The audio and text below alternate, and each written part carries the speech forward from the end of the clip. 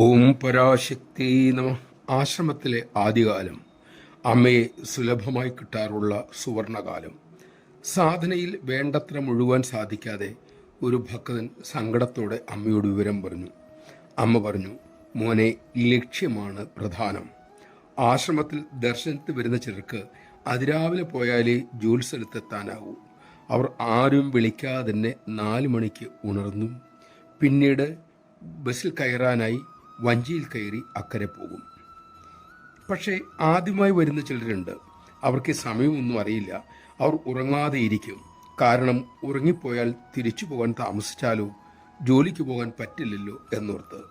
ഇതാണ് ലക്ഷ്യബോധത്തിൻ്റെ സ്വാധീനം, ശക്തി.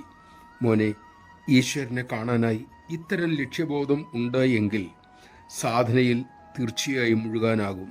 തടസ്സങ്ങളെ മറികടക്കാനാകും. നമഃശിവായ. മടി, ആലസ്യം, അശ്രദ്ധ, അഹങ്കാരം എന്നിവകളെ അമ്മയുടെ കൃപയാൽ മറികടക്കാൻ നമുക്ക് ശ്രമിക്കാം. അതിനായി അമ്മ നമ്മെ അനുഗ്രഹിക്കട്ടെ.